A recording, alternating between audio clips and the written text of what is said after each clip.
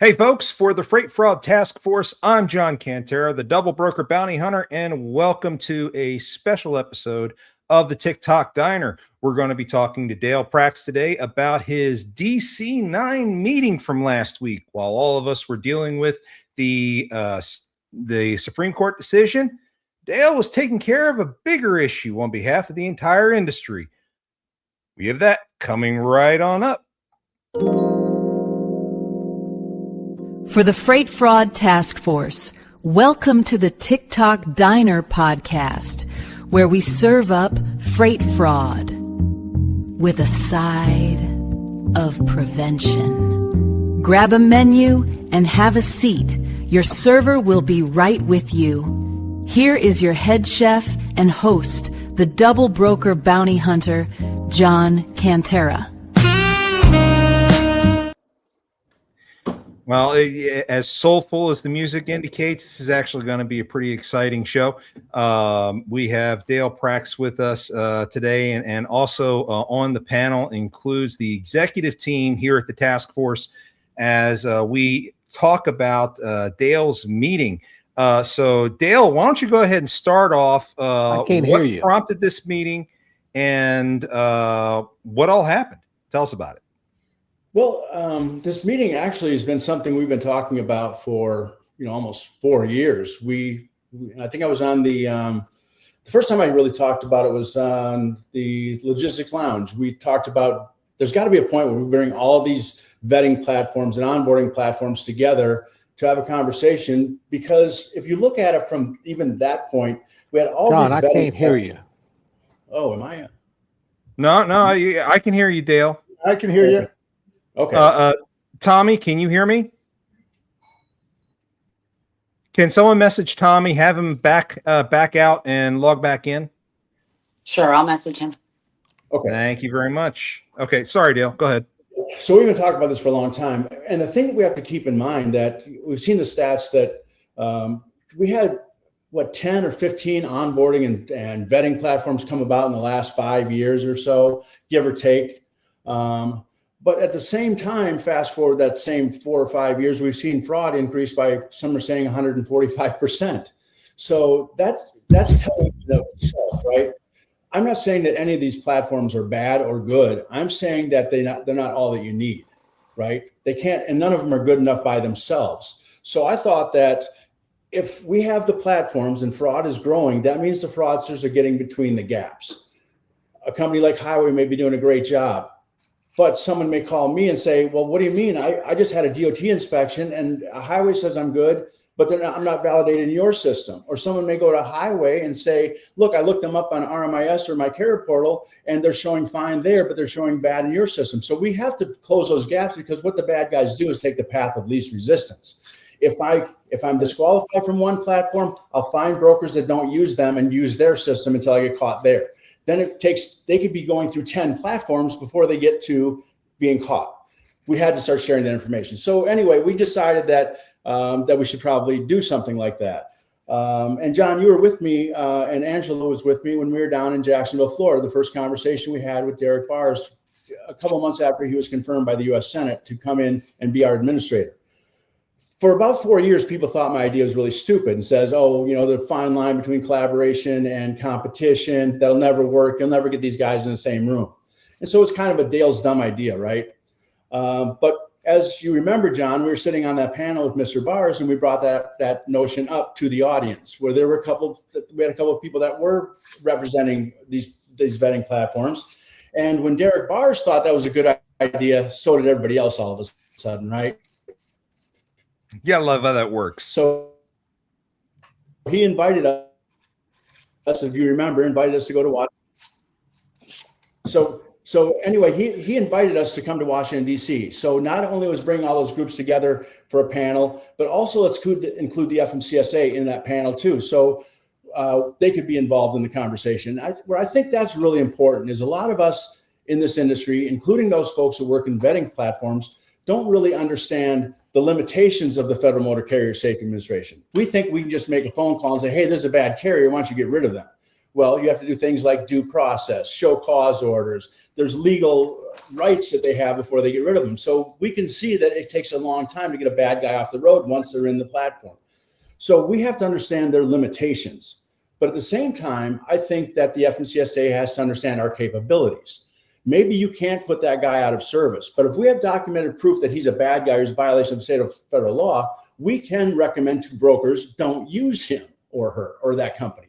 And that's where that line there's a disconnect between the two. We have to bring those closer together and say, okay, we know what your limitations are. You know what our capabilities are. Let's meet in the middle.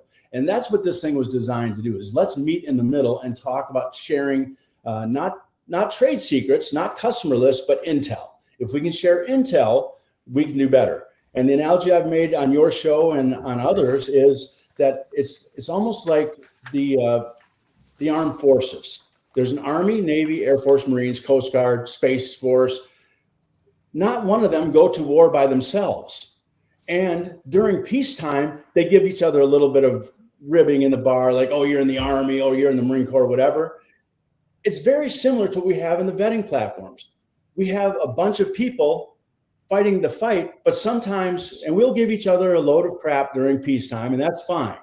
But when it comes to fighting the war, we all have to be on a united front, and we have to share our capabilities and put them together and have some overlap to really defeat the enemy. And I think that we've come a long way in the last 4 years of doing that. And sitting around that table with the folks at Highway, My Carrier Portal, Verified Carrier, RMIS, GenLog, having us all there, the Bannon Report, having all these people you think are all the biggest competitors. And what I've been saying for 3 years, it's time to stop fighting each other and start fighting the problem of fraud together.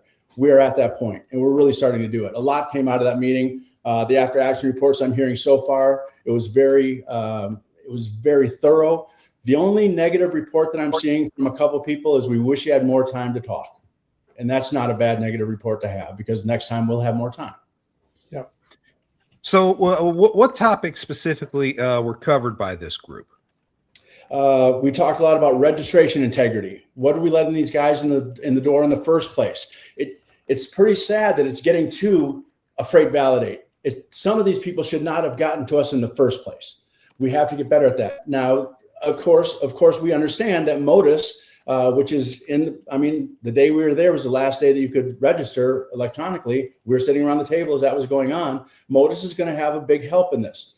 Now, another part that people have to understand even about Modus is that there's no end all be all to anything.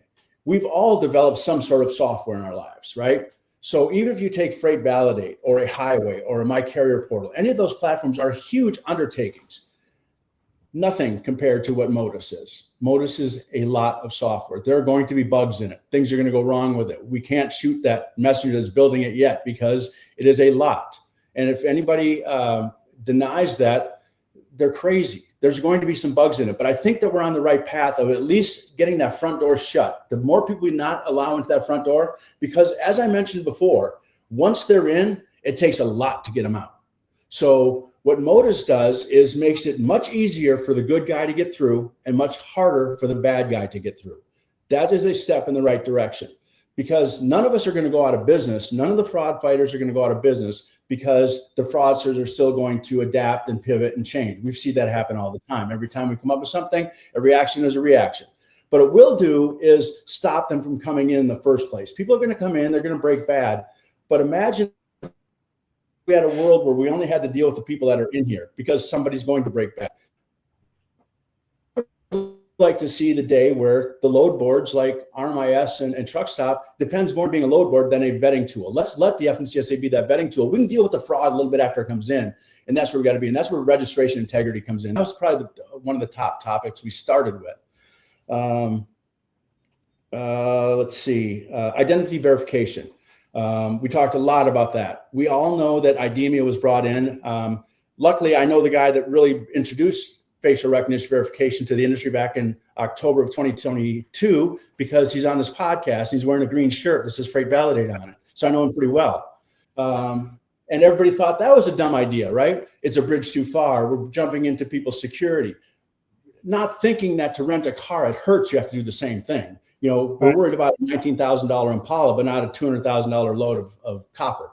So Now we see everybody going into facial recognition verification, I don't care which platform it's on, including the Federal Motor Carrier Safety Administration. They have launched onto IDEMIA, obviously. Everybody knows what that is. And that's who they're using to do facial recognition verification. The issue that we had initially, and they're still working on it, and there's, again, this is a big platform. There's a lot going on with it, a lot of moving parts. Currently, it only says like who's in front of the webcam for that 5 seconds or so the picture's taken. But now the next iteration that the agency is working on is let's scrape the data off of that ID they're using and make it match up to the application. And once that happens, they cannot change that. That information cannot be changed unless they come through manually through the FMCSA and find a good reason why they're taking that person off of the ID. So facial recognition verification is a big part. Again, I'll keep pushing this, and I mentioned it while we were in our meeting, and everybody agreed with it. But it takes literally an act of Congress to get it changed. I would like to see a TWIC card be that requirement. But again, in the meantime, we talk about limitations and capabilities. And Jeff hits this on the head the other day. I saw a post that you wrote, Jeff, that I think really hit. Just because the government doesn't require it doesn't mean you can't make it part of your platform. Correct. I have a lot of companies now that are jumping onto this, and Jeff is one of those. Jason Nesbitt over at Wellington and the Trucking Pros. My drivers will have a TWIC card. My office staff will have a TWIC card. The owners of my company will have a TWIC card. Set yourself apart. Be different. Be better. Be identifiable. So again, it's not required, but let's do it. And so when it does become required, we hope happens sometimes in the future, that you'll be ready. I just think it makes you stand out better, and it shows the company you're working for. I'll use Jeff's words again: brand, reputation, and image. Right? That sets you apart. So I think that was a big part of the conversation. Identity was a big part. We talked about fraud prevention at the front door. That's where most of the fraud happens. Keep them out of the front door. But one thing I found ironic was when you talk about the things that the government has to do before they get somebody out, right? We gave the agency a list of a bunch of people working at UPS stores, post office boxes, all those kind of things. So you think it's really easy to say, hey, this guy works at a UPS store or a US post office. So that's a violation of public law 112 it's a violation of 49 CFR 390.5T, a virtual office location, right? So we would think that it'd be so simple to send them a letter saying, hey, you're in violation of the regulation, change it or get out, right? Revoke the authority. But when you bring the lawyers into it, there's more to it. You actually have to send an affidavit, get an affidavit from the post office that says that building's not rented out to somebody as a business space. It's all the rights of folks. And I have to agree with it. We have to take the right steps because we don't want to get somebody out that's a good guy that maybe we didn't know. So I agree with that. And at first, a lot of us don't understand it, but it makes sense now. So, but there are several hundred letters going out, I think, while we were at that meeting that are going out to tell those people, we've done our work. You have, whether it's 10 or 30 days to comply. And if you don't, you get your authority revoked. Those processes are in place. So we're seeing that come about. We talked a lot about affiliations. It's not illegal. We're hearing a lot of this crap about chameleon carriers. Oh, he must be a chameleon carrier because he has 5 MC numbers. 5 MC numbers do not define a chameleon carrier. People are losing sight of what a real chameleon carrier is, and we have to define those words right. So when we talk about being affiliated with other FMCSA regulated entities, that's not a violation. Non-disclosure of that affiliation is the violation. So, we can look at Landstar, for instance. What do they own? 5 or 6 MC numbers. We have Legion, we have Ranger, we have Landstar Express America. That's totally legal. They can own those, but they if you look at their records, they've all disclosed those affiliations. That makes it legal. That's public law 112-141, paragraph 32109 DI. They're totally legal. So what we recommended during our conference there is it's very hard for, John, if you're doing an investigation, it's very difficult for you to find out if somebody's disclosed that affiliation. What do you have to do? You have to go to the FOIA office, the Freedom of Information Act office, to get a copy of their application, make sure they check the box that says I'm affiliated and list the DOT number. To me, that's ludicrous. We have the information. So we talked to Heather. She's an attorney at FMCSA. What information can they make available through SAFER? I should be able to go to SAFER and say, show me any affiliations this company has disclosed on their OP1 form or their MCS 5889 form. And so I can say right away, okay, yeah, they're affiliated. They have a brokerage and a carrier outfit. I should be able to see that We just want to make sure that they're taking the freight under the right MC number, right?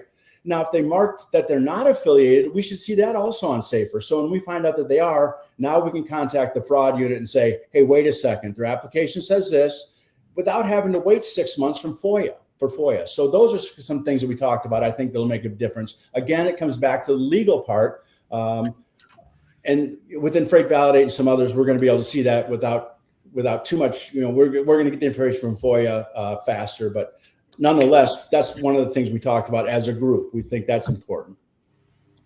I think that the agencies, and I'm just keep rambling on until they tell me to stop. So no, please keep going. This is great info. I think the agency's done a tremendous job and is getting better at identifying chameleon carriers. We talked to a lead inspector there with the FMCSA and how they're identifying them. And they got some really, I'm not going to talk about it on here because I don't want the bad guys to know, but I'm telling you, they have some real cool ways to find out about chameleon carriers. We have to give a plug where it's due over to the folks at GenLogs. They're doing a great job of helping everybody with those kind of things.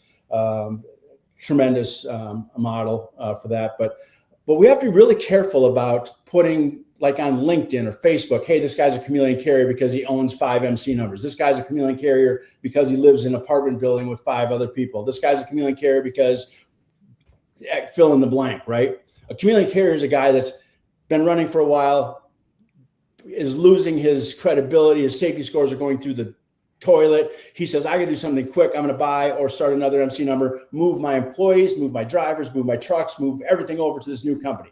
That's a reincarnation. That's a chameleon carrier. The reason we have to be real careful about that is there was a lawsuit back in 2023. It was Green Line versus High something or other. And it had more to do with the Carrier 411 reporting piece kind of thing, a freight guard. And someone accused someone of being like a chameleon carrier on one of these platforms. And so, as we all know, that most of these platforms are protected by 230 of the I forget what the name of the act is, but they're covered because it's not their opinion, right? It's somebody else putting the opinion in. But the person that puts that opinion on LinkedIn that says this carrier is a chameleon carrier, that's defamation. People see that on LinkedIn. Next thing you know, they're going to all the platforms and denying them, putting them on do not use, all those kind of things. And that particular lawsuit, the defendant lost $430,000. So be real careful who you're calling a chameleon carrier. And you can say it looks like one, but once you start making that opinion a fact, it's just not good. And we shouldn't lump people all in the same category anyway. We should call it for what it is. This guy owns 5 MC numbers. I wonder if they're disclosed. I'm gonna take a little break there. You guys got any questions? But we'll keep going. We had 4 hours with a half-hour lunch break to get a lot of things talked about. So we went through them, as quickly as we could, but as thoroughly as we could too. Dale, I have a question. Yeah. Tommy here. Are they talking about this new deal that Blue Wire and is dealing with where it come up to fit and unfit? Did that come up, the VOPI arrangement? So a lot of people ask me about why didn't you invite people from the CDL schools? Why didn't you invite somebody from safety? Why didn't you invite somebody from these other organizations? We talked specifically about registration. That's a division all in itself. I just didn't know if this other came up in the overall discussion. No, what Steve's doing over at Blue Wire is great, but he's more in tune with the DOT side of it rather than the FSA. It's all involved, but he's working directly with the DOT. Yeah, VOPI. He's got this contract with VOPI. He and GenLog to come up with for every trucker having a rating. Right. Yeah, and that's all more on the safety side of it, and less on the registration side. But it's all important data. What has to happen is, and I think that the Steve, Brian, and over at Blue Wire and GenLogs, it's also important. A conversation, and John, you remember this down in Jacksonville too, and when Derek talked about if we got everybody inspected. That should be inspected to reduce this from 94% of the companies not having a safety rating at all to 0. How long that would take? It would take, without letting anybody else in right now, it would take over 50 years to make that happen. Because people think that it's just a matter of an inspector walking into Landstar with a clipboard and checking off a few boxes. A big company like Landstar would take a minimum of 3 or 4 weeks to complete a complete audit of them. Take that times 330,000 motor carriers. It would take a long time. So what we've introduced, and I think what Blue Wire and these others are doing is, let's find out the best of the best. Let's find out the worst of the worst. The best of the best of the guy's been around for 20 years, checked every box, never had so much as a speeding ticket. Let's fast track those guys and do a quick audit and give them a safety rating. The worst of the worst are the guy that's a hope trans that should have gotten an intimate hazard out of service order a long time ago. Let's get those guys out and just keep moving to the middle. The only way we can do that is using platforms like GenLogs and Blue Wire and AI to bring that together, because we don't have, I mean, let's face it, the FMCSA has a budget of $1 billion a year. More than half that goes to the states to do their enforcement. So there's not a lot of money. And you compare that with these millions of drivers, hundreds of thousands of carriers, compared to the FAA, who has maybe 5% of those number of pilots, airplanes, companies, with a $25 million budget, $1 billion budget. So, I mean, 25 times the money. I've been a big proponent of getting the FMCSA more money. Congress has got to allocate much more money for them to do it. I think that Secretary Duffy has done some good things by giving the FMCSA some more lawyers from throughout the Department of Transportation, the other agencies like the FAA or Federal Highway, sending more help over to Derek Bars and his team, to having those legal guys going through things. So we see that happening, but it's a big thing. I mean, just the registration piece is a huge thing. Then we talk about safety and all those other divisions. It's a lot. So another point we brought up a lot, it's been a big topic we talked about a little bit earlier, was the fraudulent principal place of business addresses. There's some definitions in there too. That is it really a virtual office or not, right? So I was reading JR's comment. Hey, JR. But it takes a lot there too. Like it's, for instance, a broker really doesn't fall under 49 CFR paragraph 390.52 when they define a principal place of business or a virtual office address. They fall under more of the United States Code, which is different. So you can't really enforce it the same, right? There's a bill on the Hill right now, been in the 118th Congress. Now it's in the 119th Congress. It was introduced back in January, I think, of 2024 in the last administration. That really kind of narrows that down to define what a principal place of business address is and make that. I mean, we can look at obviously a UPS store, or we can look at a post office box. Those are all pretty easy, but there's these Regis stores and pack and mails but it really has to be defined for the brokers too. And that's what Eleanor Norton's bill does. And I would really want people to support that bill. I think yesterday or the day before Wednesday last week was our 21st bill on the floor that has to do with trucking and transportation. We've never seen that amount of bills forever. But the Norton bill does a couple things. It's a House bill right now, been on the committee, but it strengthens the principal place of business definition. But the most important part of that bill, I think, it gives the FMCSA back the ability to impose civil penalties. Right now, we can say, oh, it's a $30,000 fine for this violation. Well, the FMCSA doesn't have the ability to impose that civil penalty because it was taken away from them by an administrative law judge back in 2019. There was a case called the FMCSA versus Darlene Riogis and First Choice Transportation that said the FMCSA as a regulatory body cannot impose a civil penalty.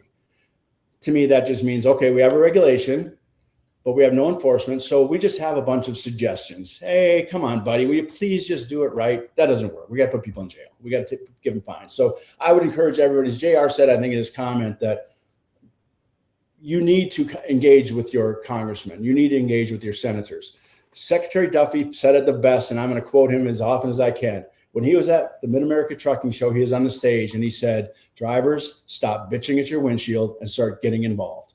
And I agree with that wholeheartedly. Write to your congressman, write to your senator, I mean, even if you go to OOIDA has a website that's called fightingfortruckers.com. If you go to that website, it shows all the bills that are out there. It's got a link to go right to them with your comments. Take advantage of that. Because if you don't take advantage of those situations and write to your congressman, you're going to let somebody sitting at a desk in Washington, D.C. determine your future. You determine your future. You can help make those laws go past. These people depends on votes. There are a lot of drivers. Everybody in this country has something to do with driving, whether it's the driver, the broker, the shipper, the person that buys eggs at the store. They've all have something to do with trucking. We have to get engaged. And I think that's really important.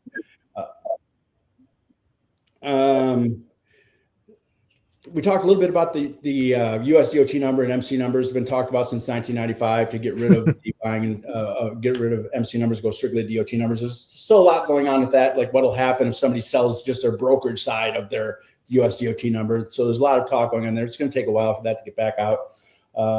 But that ties into the buying and selling of MC numbers. Mm-hmm.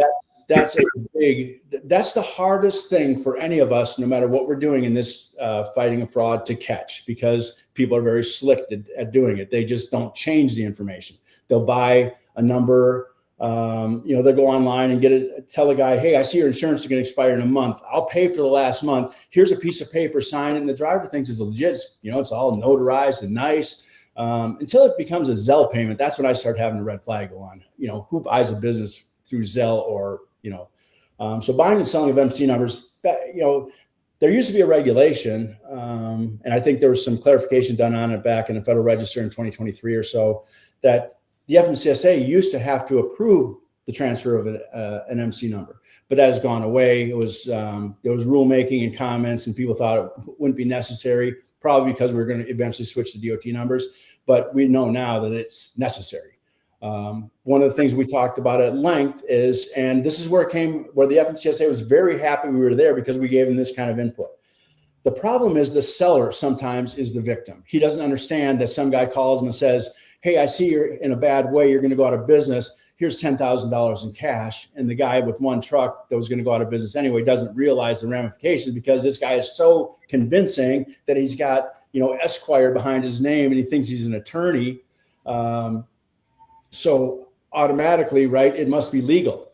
We have to get to the point where the FMCSA has got to get better information out to those drivers, whether it's on your platform, whether it's on XM radio. We have to say, if you sell your MC number, you are behind it until the day that it's all switched over, just like selling your car. Until title transfers, you're responsible. So some ways we talked about with that idea in mind is, for instance, truckstop.com could have at the top of the load board saying, don't sell your MC number, with a link to why you don't sell your MC number. We got to get the information out better. I said on the roads, it should say, rather than just, hey, enjoy your sunny day in Georgia, it should say, drivers, don't sell your DOT number or your MC number. We should have better ways to get the information out to the drivers, because like I mentioned in the meeting, drivers don't go to Federal Motor Carrier Safety Administration's website to get their news. They just don't. So they get it from people like us. We have the audiences. Whether it's a load board, whether it's a vetting platform, we have to go to the place that drivers go. There have to be signs in restrooms at the Loves. There have to be signs at the shipper saying, don't sell your MC number. There has to be on the load boards, here's some notes. There has to be podcasts. There has to be more of getting the folks from the FMCSA and other leaders on shows like yours saying, here's what's going on. We have to meet the people where they are, because they're not going to go searching for information. So I think that was an important part. We talked about foreign operational control. Truckstop and I did a joint proposed rulemaking back in November of 2025, banning foreign dispatch services that are illegal. And I think that they should be banned. I don't think there should be any operational control outside the United States telling a driver when and how many hours to drive and all those kind of things in the United States. Because, Jeff, as you know, in New Jersey, there are some tunnels you can't go through with hazmat. The guy in Pakistan doesn't understand that. So how can he possibly be sending through a driver and having operational control? So anyway, we put together some rulemaking. We submitted it to the FMCSA. And fast forward about 6 months, if you look at the new Delilah bill, 5688, in Section 7 of Delilah bill is getting rid of foreign dispatch services. So we have to get it to the Senate.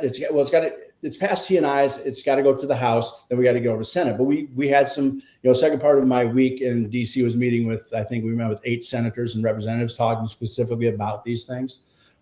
So we've got to get rid of the foreign dispatch services. We've got another point we talked about. We see all the time the driver being in the picture on the TV, like the guy making the illegal U-turn and looking back. We see his face. I've seen his face too many times, way too many times. But we don't see the DOT number on the side of the door. We've got to start holding the carriers responsible. You know, I think that the secretary and the administrator did a great media, roundtable when they went to all the different places on Charles Gracie's show and on others, saying what the administration's done in the last 12 months, and they've done a phenomenal job taking tens of thousands of CDLs away. We've got to take it a step further. And in Delilah's bill, it talks about taking away a CDL if the guy, non-domiciled CDL. And we have to remember that not all non-domiciled CDLs are illegal. We have to talk about illegal non-domiciled CDLs, non-compliant CDLs. That's what we're going to get rid of. There are some people that have a non-domiciled CDL that are completely legal, no problem. Mm-hmm. What I'd like to see added to the amended to that bill is not only if you are a driver and are in the country illegally, you can't drive a truck, but if you are a owner of a trucking company or any FMCSA regulated entity and you are not in the country legally, you should not have operating authority. That's got to be part of that bill.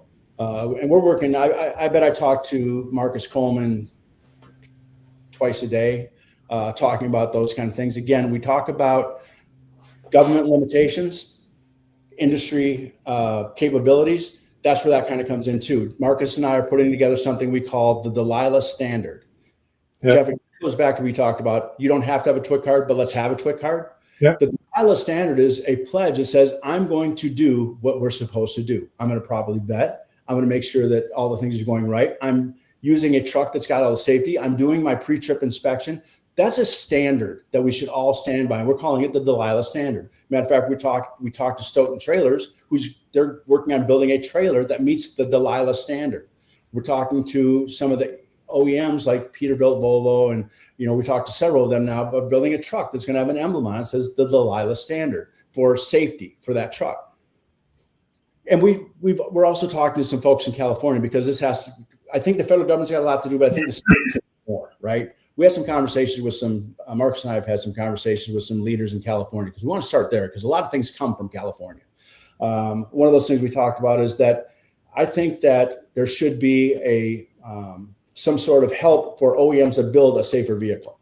But also for the owner operator that wants to buy that, we should give him some tax incentives. Like we did for the EVs for a lot of people. We're going to be a tax incentive. I care more about safety than I do about EVs right now. I care way more about safety. So let's offer an incentive. You buy one of these trucks, we're going to give you a hell of an incentive that you're going to be in a safer truck, the Delilah Standard truck. Another reason we want to talk to the states is because although, as we talked about earlier, the FMCSA has some limitations how fast they get somebody out, states have a lot more control. If I were the governor of California, for instance, let's just say, I could very easily say this company's not compliant. FMCSA hasn't taken away their authority. I know they're non-compliant. I don't want them operating in my state. As a governor of the state, I can take away their CDL. Mm-hmm. I can take away their license plates. I can take them away from the Secretary of State and remove their ability to do business in my state. So there's a lot those states can do. And that's one way we're going right now. We're talking directly to the states and said, okay, while you're waiting for the FMCSA, there's things you can do. But I think the states can do other things too. This is just my personal opinion. It's not Truck Stop, it's not Freight Validate, it's not you, it's not anybody else but Dale Prax. I think that some of those DACA guys that are like in California, I think that they got the bad end of the stick here. I think that they don't have a path to citizenship really like anybody else does. They have to go through every 2 years and go through all this stuff and pay $700 to make sure they're still documented correctly in the United States. In 2016, when under the Obama administration, when someone wrote Secretary of Transportation wrote an executive order saying that they don't have to put out of service anymore for English language proficiency. They just get a ticket. But now all of a sudden, fast forward about 10 years, now they're going to be put out of service. These guys that were doing it right for a long time and understood that's how the rule worked, now they're being told they can't do it. I think that we have to give some sort of incentive that says, before we just shut these guys off, let's give them an opportunity to learn the English language and give them an incentive for it. And then once you learn it, we'll fast track you back to getting your CDL again. We have to take better care of the people that are in this industry. Again, that's my opinion. I'm not talking about anybody else but Dale Prax, right? Okay, so don't call anybody I represent saying, well, Dale Prax, That's not their position. It's my position. You can call me a bitch all you want. I'll just hang up on you. You know what's sad about this whole thing, Dale? You know, especially with Delilah's law, and you heard me say it all the time. It's unfortunate, but it always takes a catastrophic event to change people's opinions, and they always go on reactive. We have the answers. We are proactive. You know, we have to act upon that, because in most cases, if we do that, think about all the lives that we're going to save collectively. We're all knowledgeable. You know, we have that background. We have that experience. Why people don't want to listen to us, and it takes this kind of measure to make things happen, it's a damn shame. Yeah, if we would just take the same mindset that they have and the same pissed offness that they had in the aviation side, 5,300 people on average die in commercial motor vehicle accidents every year. And I'm not saying the truck drivers are the fault. A lot of time, oftentimes it's the four-wheeler's fault, right? But that's just a stat. Imagine if 5,300 people died every year in plane crashes across the United States. People would be absolutely livid. And they were. I mean, that's why we have those laws. That's why it's so controlled. But 5,300 people die in trucking accidents, and people go, well, it wasn't me. No one cares until it's me, right? It wasn't, or somebody that they know. So we have to get better at, if you're an airplane pilot and you went out and saw something wrong with your aircraft before a flight, even if it's a handle broken in a lavatory, that plane ain't moving. Yep. There's no dispatcher saying, dude, my friend's on that plane. He's got to get there in time. I'm going to lose my customer. That's what happens in the trucking side. We'll worry about the tire once you deliver it, but my customer's got to have that load of peas, right? We got to take a stronger stance on saying that I think that a driver should be, he's a captain of his ship. He's got to be able to say no. But on the other hand, there's two sides to every coin. If he doesn't take the load, he gets paid by the mile. He's not getting a dime. We have to look at the way we're paying drivers too. We've got a lot of work to do. I think we're doing a lot of work, but I think there's a lot more to be done. I think that we've really filled the legislators' hands full. There, like I said, there's over 20 bills right now. The last one that just went through is the one about the, saying who you are, that you're not the DOT. But we have the bathroom bill, the parking bill, the Corca bill. We have all these bills that are working on right now. All of them are so important. But we have a lot of work to do, a short time to do it. The problem is this fat guy that we call this trucking industry that we have right now has been eating cheeseburgers for 50 years. He weighs a lot. We're not going to take all of his weight off overnight, just like that. So, and so the last thing I want to talk about that we kind of met about was the real-time monitoring data sharing. We talked about a little bit more. We have to, if somebody at the registration fraud unit is working on a case and they're trying to find something out, they should be able to reach out to us because we've probably already investigated that guy. What can you tell us about it? Between the 9 or 10 or 12, how many vetting platforms, if they were able to send out a memo to everybody saying, hey, what do y'all know about this guy? Within their legal rights, because there's a lot of privacy things, but I think that we should be able to help each other. I said in the meeting today, I know there's only 4 people working the fraud unit there, but you have a staff out here with us. We want to help you. The industry is your staff. We can do some things to help you. So we encourage that.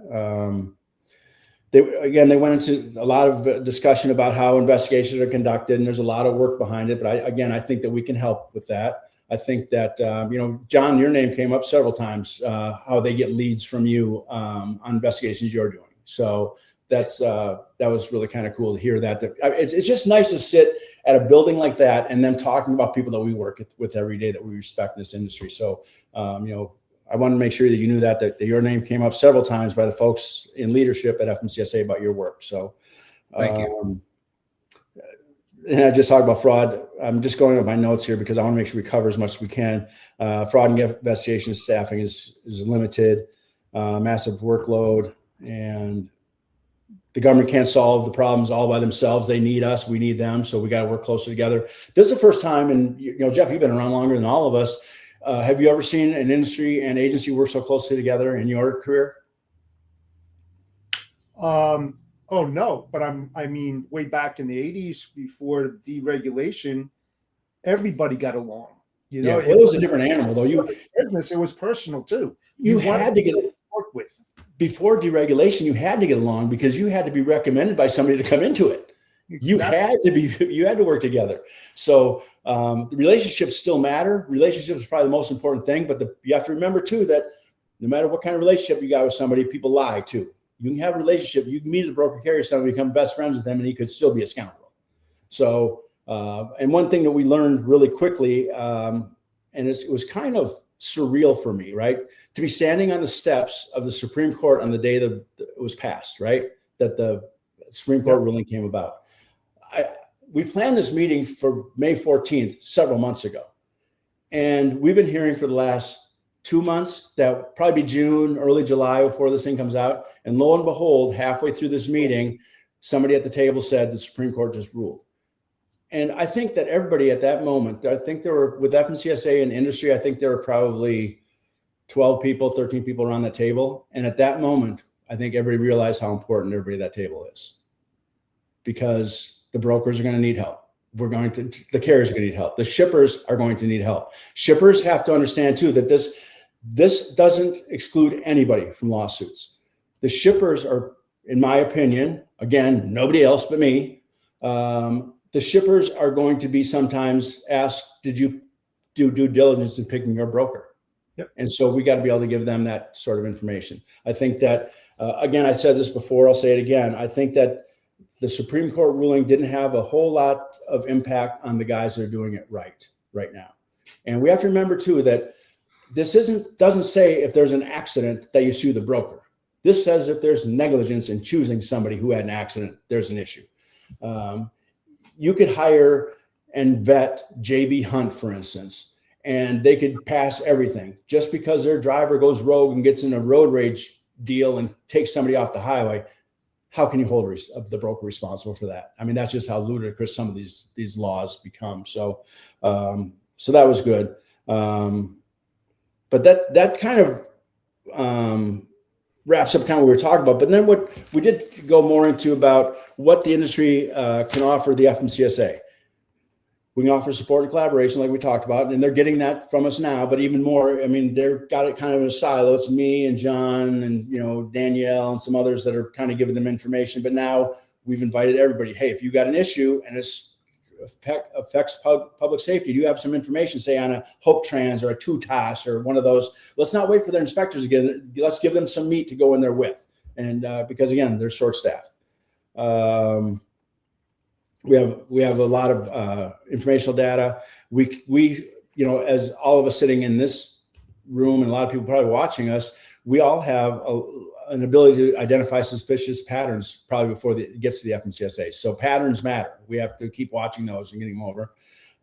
We often see fraud before the formal complaints are filed, and the communication channels. They're really taking a hard look at the National Consumer Complaint Database that's been totally revamped. Now you can report a broker in there. They're really taking those serious. They're investigating all of them.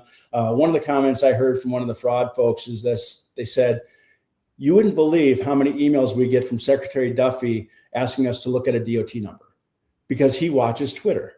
And he says, hey, this DOT number looks bad. He has folks look at the agency, look at it. Secretary Duffy and Administrator Bowers are engaged.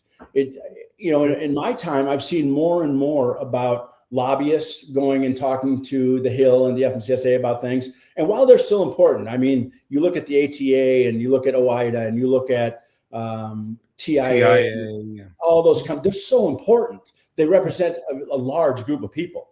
But I think the people are important. And I think that more lawmakers are agreeing with that. And we're seeing the secretary agree with that they're going to Twitter and saying, what do the people say? We're getting information from folks, but one of the staffers that I spoke to, I forget which office it was, but he said, as a staffer, he says, I am more interested in not looking at spreadsheets. I want to look at people and I want to hear their stories. I want to hear what's going on in their mind, because if it's affecting them in my community, it's affecting other people throughout my state and throughout the country. So I think that we have to, as JR, I think mentioned before, and he says a lot on LinkedIn, JR Elrod, if you're not following him, make sure you do, that we all have to come together and get your voice out there. They want to hear from us. We vote for them. So let's see, better understand. Okay. So anyway, yeah. So anybody have any questions about that? I want to kind of go into a little bit about what we talked about when we met with some of the legislators while we were on the Hill. It's just an overwhelming amount of information, but it's all very good stuff. I mean, all this, for the most part, is unprecedented. We have not seen this level of collaboration in at all, and this is something that I am so unbelievably excited about. I mean, last week was such an amazing week for the industry. Okay, not only was it inspection week, Corca passed the House and is now going to the Senate. You went out into Washington and had these discussions. The ruling came out in the Montgomery case. So much has happened that can change the face of transportation as we know it in just 1 week. It's a lot for people to digest, and I see tons of posts from a lot of people trying to analyze the information that's coming across, trying to read the tea leaves to see what's happening. Folks, if you're watching this, please understand something. None of us are attorneys. And even if one of us was, we're not giving legal advice. If you want legal advice on a situation that you're in, hire an attorney and then ask them their advice. Okay. So please don't take anything we're saying as legal advice. Especially from me. Oh, Matt Leffler will say that every time he's on a show too. But guys, really pay attention to what you're doing. Talk to your own attorneys if you're seeking a legal opinion on something. But this is definitely important stuff that's coming up. And I'm seeing a lot of issues that brokers are going to have. And what I'm seeing on the carrier side are the carriers saying, well, the broker is forcing me to run off clock to make this delivery. The broker is forcing. Now, Dale, to your point, the driver's the captain of the ship. Ultimately he makes the decision. But at the same token, the driver is scared of the freight guards and being docked his rate on the load and all these other things. So that may give an impression. I am wondering myself, in wake of this decision, if something happens and a broker was insistent, push through it, you have to deliver. I don't care about your clock. You have to deliver. And that's documented. Yeah, that broker is done. What's the one word that I thought was probably most important about that whole Supreme Court ruling?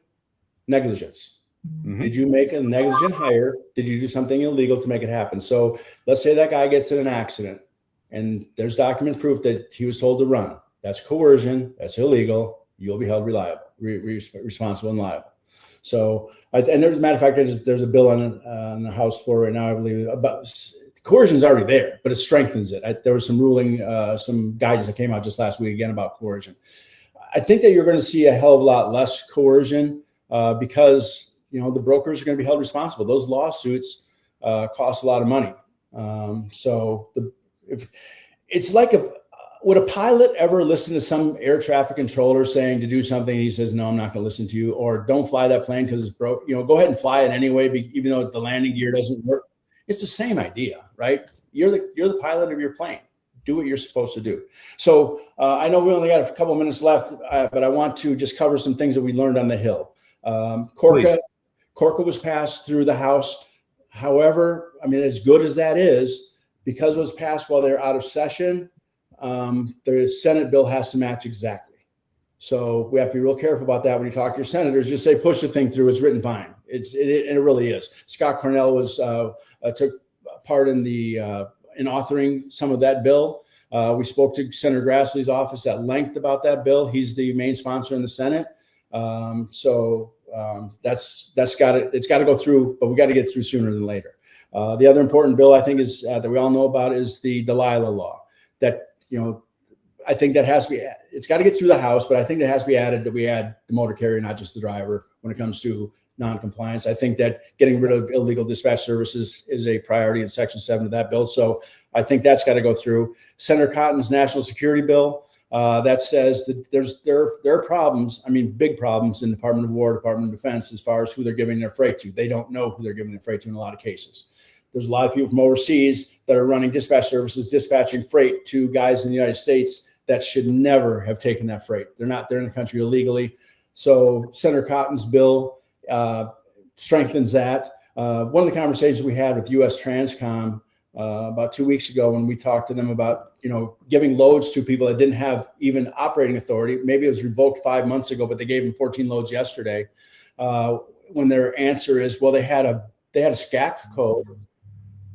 I mean, that does not mean anything. When I asked the guy, well, don't you check every single load? He says, no, we check it once a year to make sure that they have authority. I mean, any of us know you check every single load, right? But so that bill is going to strengthen that. We had a conversation with the Judiciary Committee investigation chair, the chair's investigator for the Judiciary Committee. And I just talked to him before this meeting, and he said that Senator Grassley is a co-sponsor now of that bill. So that should be able to push that bill further through. The Delilah bill, obviously, and the Norton bill. And then we have, of course, just the common sense bills, like allowing a driver to be able to use your restroom. A bill was just passed, ATA pushed back a bill through that if you are any DOD installation, that is now federal law that you have to allow them to use a restroom. As a matter of fact, they're asking people that haul freight for DOD installations, if you ever run into a base of, any of those installations that don't allow your driver to use the restroom, they want that reported to Congress immediately. So they're really taking a hard stance on that. The problem is that, again, it goes back to the legal point. Do I have the legal right to tell a private company whether they can let someone use their restroom? That's where it comes. That's what the senator's got to fight about it. So that really kind of wrapped up my week, except for the last day I was there. I was able to meet some old friends from the Marine Corps. I went to the parade at the 8th and I Marine Barracks in Washington, D.C., and that was fantastic to see the silent drill team again, and that was good. But I've been to Washington, D.C., both on the military side and now in my new uniform that I wear with Truck Stop and FreightValidate.com. I made a lot of trips to Washington, D.C. This is probably the most memorable and probably the best I had, because I had a lot of my good, we can call them competitors, but I call them partners or colleagues that joined me in the same fight, and that was reassuring. And I think it's important, John and Jeff and Angela and Tommy, what you guys are doing is so important. This is all, we got to be all in, all together. If we don't, we're going to fail. Yep. Outstanding. Dale, thank you so much for taking the time to give us that report. They're nothing but positive stuff. I'm loving this. I can't wait for the next opportunity that you and your team are able to go out and have more discussions with regulators in trying to push these issues forward on behalf of the industry. You're doing God's work, my friend. I love it. It's all of us, brother. It's every single person that's on this thing or watching this thing has a piece of it, and everybody is doing what they can do. We are building a better transportation industry. We got it. We deserve what we built. Now we have to get back what we deserve. Really, I'm loving it. I'm loving it. I'd like to go ahead and go around the room real quick once so everyone can speak their piece. Tommy, you got anything you want to throw into this? Okay, I'll move on to Angela then. Really quickly before Angela jumps in, there's one thing I got to mention too about and it has to tie back into the Supreme Court ruling. That we have to wonder: will negligent selection include dispatching to an uninsured vehicle driver or company? That's why I partnered, and I'm going to put a shameless plug in for it because I love these guys. Mesh VI. We have to be able to know that driver, that truck, and that carrier are insured right now. They have to have insurance, right? We can't depend on an old stagnant COI from 6 months ago anymore. That doesn't work. So I just want to put that plug in there. Sorry, Angela. Angela, go ahead. You're muted, by the way.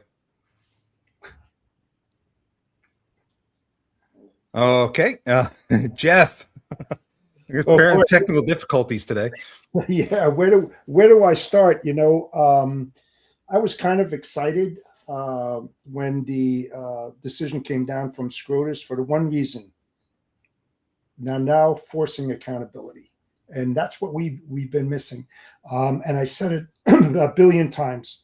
The focus isn't on profits. The focus needs to be on due diligence, in which everybody has to participate in this industry on a daily basis. That's why we have the problems that we have today, because people just want to fill the pipeline no matter how or what they do to get that to be done. And now they're going to be paying a huge penalty. But I see this growing even further than just the brokers. It's going to get the shippers going to come involved. Unfortunately, the vetting companies are going to come involved, because let's just say that they go, well, why did you pick this carrier? Well, I used this tool or that tool, and they said they were approved, and boom. I can just see this like all coming together. anybody that touches freight in some way or form is going to be in, because everybody's going to call the blame game, and to Dale's point, negligence. They have to prove negligence beyond, beyond duty that, no, they chose to go against it or whatever. This party was right or whatever. So it's, and the states, each state, because it's at a state level, they're going to start setting precedents. And then they're going to take that and they're going to make it bigger and bigger as each state, defers to a case that was completed and won. And then they're going to create their own, because it's on a state level now, not a federal level, but on a state to state. This is going to be explosive, and to Dale's point and yours, John, the people that are concentrating on due diligence, writing their guidelines, their work instruction process on how to minimize fraud and vet carriers properly are going to be the winners in this whole thing. The other ones that fail to do so, they're going to pay a heavy price.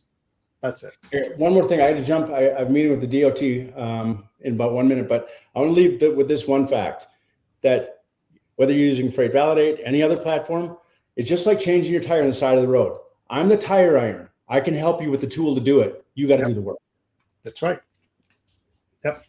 Thank you so much, Dale. Appreciate it. Folks, thank you so much for viewing this special edition of the Tic Toc Diner. Your check is on the table. Please tip out your server. We will see you at our regular time, Thursday at noon Eastern, next time on the Tic Toc Diner. Take care.